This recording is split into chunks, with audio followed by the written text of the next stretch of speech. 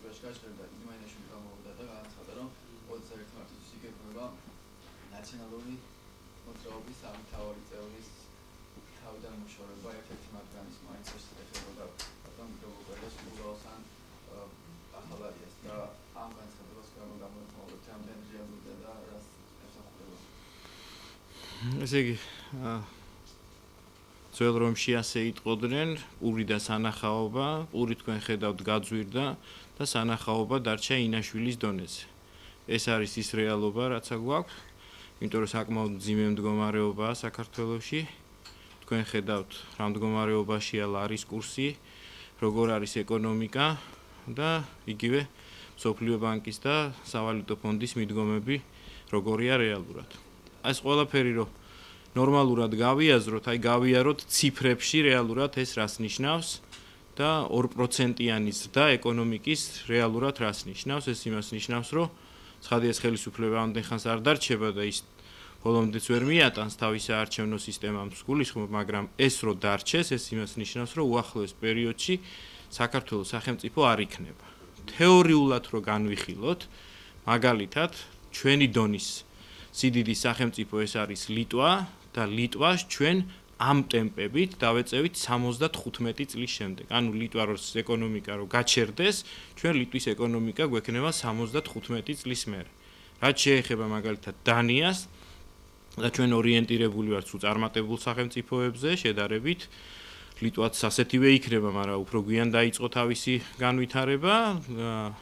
დანიას ეკონომიკა დანიის რო გაჩერდეს, დავეწევით 100 + 41 წლის მერე, აი 41 პლუს კიდე, რომლითაც ეს ოცნება შემოვიდა პარლამენტში.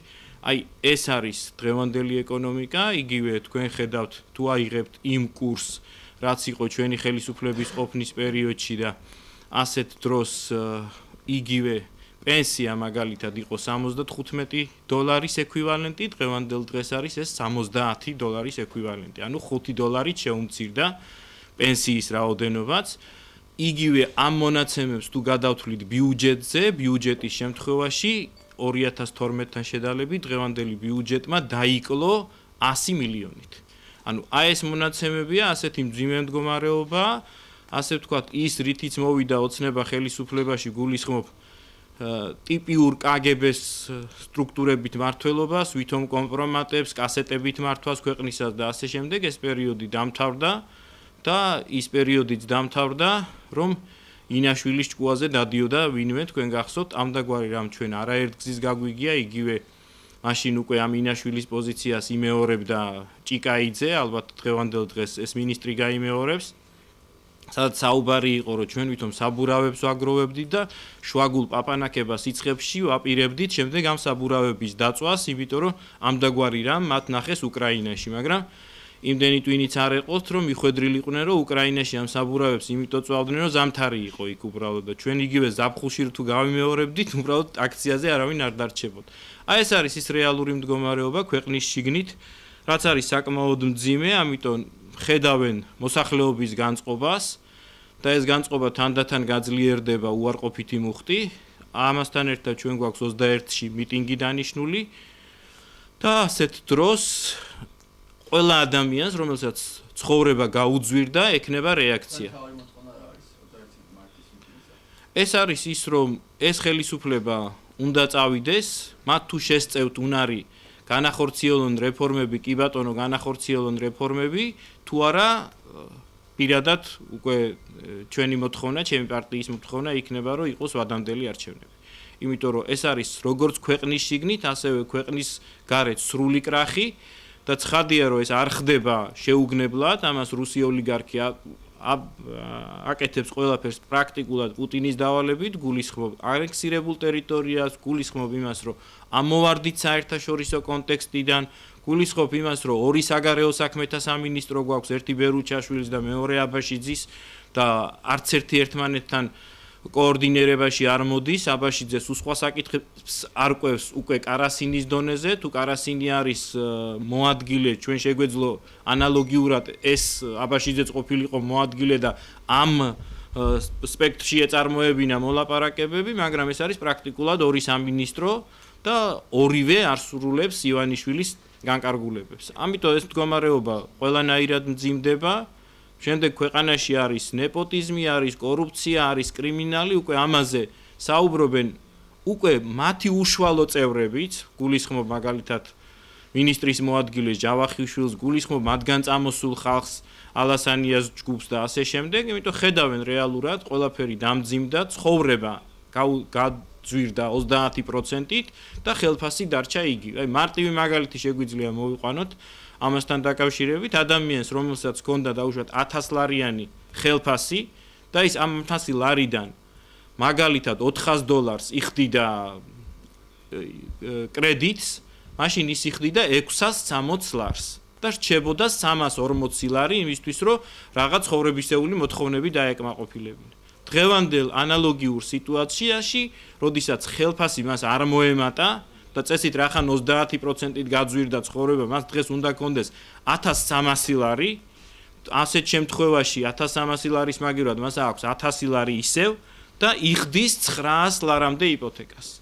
ანუ მხოლოდ 100 ლარი რჩება. მაშინ რჩებოდა 340 ლარი, დღეს რჩება მხოლოდ 100 ლარი. მაშინ თუ ეს 340 ლარი ყოფნიდა, დღეს მას სჭირდება უკვე 400 და 500 ლარი იგივე პირობების დასაკმაყოფილებლად. ამიტომ ეს ხალხი, რომელიც აი ამ მდგომარეობაში უშუალოდ ამ ხელისუფლების გადაწყვეტილებით მოხდა, არ ვამბობ იმ დაპირებებს, რომლებიც უხვად გაიცა იგივე იპოთეკარებთან დაკავშირებით, იგივე რაღაც იაფ ფულთან დაკავშირებით, იგივე დაბალ კრედიტებთან დაკავშირებით, გულისხმობ გაზზე და შუქზე ტარიფების დაკლებას, როდესაც უახლოეს ხანში დადგება დღის წესრიგში, რომ ეს ტარიფები გაიზარდოს და მეცაც გეტყვით, რომ არა ნავთობზე სამჯერ ნაკლები ფასები, რომელიც იყო ჩვენთან შედარებით. ეს იყო $150 პარგლებში, დღეს არის $50 პარგლებში. ეს მდგომარეობა რო არ იყოს, იქნებოდა აბსოლუტურად სრული კატასტროფა. მაგრამ ამას გრძნობს ხელისუფლება, ამიტომ არიან დაკავებული თავიანთი ნათესავების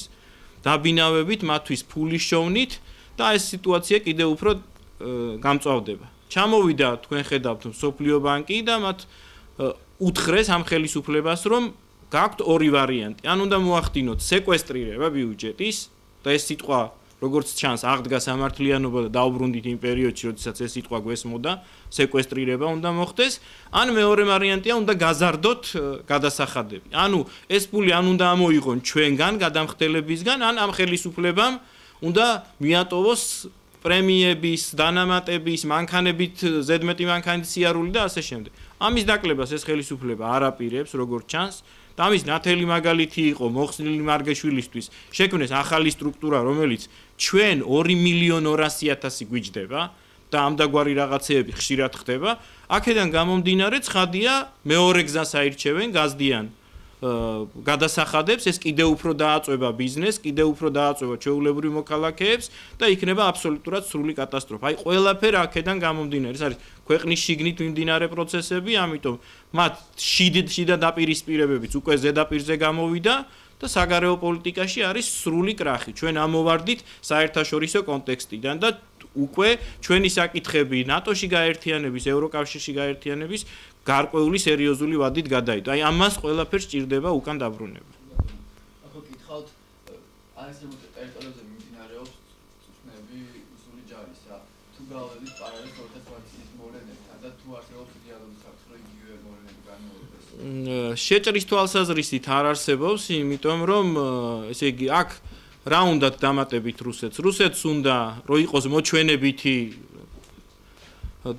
წყალებში დემოკრატია, ვითომ არჩეული ხელისუფლება და ის აბსოლუტურად დამოუკიდებლად იქცევა, ასეთივე ფონს ქმნის ის ოკუპირებულ ტერიტორიაზე, გულისხმობ ცხინვალის რეგიონს, გულისხმობ აფხაზეთის ტერიტორიას და მას ყავს საქართველოს არაოკუპირებულ ტერიტორიაზეც თავისი ხელისუფლება. ის მის ყველა ნებას ასრულებს. ხმას არიღებს ანექსია, როდესაც მიდის, ხმას არიღებს საზღვარი, როდესაც გადმოიწევა, ხმას არიღებს რკინიგზასთან დაკავშირებით, ამოაგდო თავის საერთაშორისო კონტექსტიდან, ის მიღწევები, რაც იყო საერთაშორისო დონეზე, გულისხმობ მსოფლიო სავაჭრო ორგანიზაციას, იქ რომ უნდა ყოფილიყო და დამდგარიყო ყველგან საბაჟოზე საერთაშორისო ორგანიზაციების წარმომადგენლები ეს საკითხები შეჩერებულია, ამიტომ ყველა იმ დავალებას ის ასრულებს და ამიტომ აქ ხელისუფლების გამოცვლა და ისიც ძალით მას უბრალოდ არ ჭირდება. ამას გააკეთებდა ერთადერთ შემთხვევაში და უშუალოდ აქ რომ იყოს მისთვის არასასარგებლო ხელისუფლება, რომელიც მის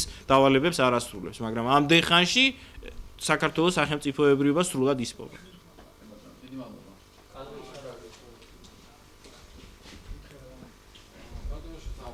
რიგის სამიტი ახლოვდება, უმრავლესობაში აცხადებენ და მონოთონი არის რეჟიმის და მოსაზრებელია ამას. ორი წამი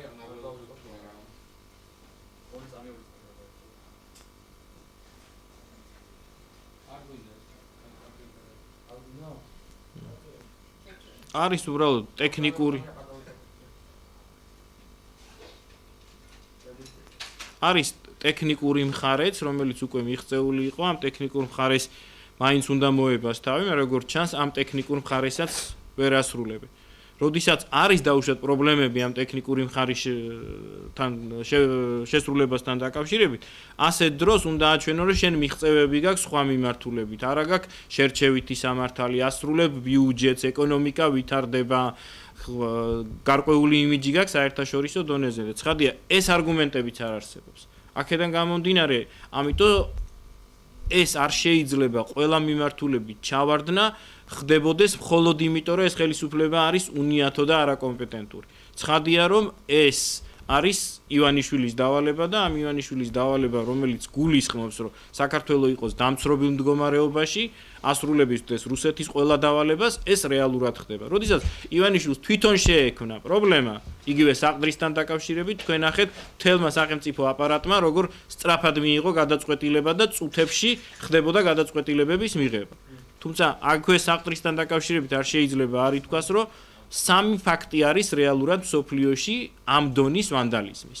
ერთი იყო, როდესაც ტალიბებმა ააფეთქეს ბუდას ძეგლი, მეორე არის დღეს, როდესაც მუსულმანური ეგრეთ წოდებული სახელმწიფო ჩვენ წელთაღრიცხვამდე არსებულ ძეგლებს აფეთქებს და ასეთივე დონის არის, როდესაც საყდრისის აფეთქება მოხდა იგივე თვალსაზრისით. რა გადაწყვეტილება მიიღო მსოფლიო საზოგადოებრივებამ პირველ ორ შემთხვევაში? ტალიბებთან დაკავშირებით ის კაცობრიობის მტრად გამოაცხადეს და ომი გამოუცხადა მთელმა მსოფლიომ, იგივე ხდება ეგრეთ წოდებული მუსულმანური სახელმწიფოსთან დაკავშირებით და ჩვენ შემთხვევაში ამას აკეთებს ბჭყალებში ქართული სახელმწიფოს ხელისუფლება. აი ამიტომ ვამბობ, რომ ეს ყველაფერი იმდენად დაგროვდა, რომ ამის ატანა გამორიცხულია მოხდეს მთელი წელიწადნახევრის განმავლობაში. ორჩით? კარგი, მადლობთ. დიდი მადლობა.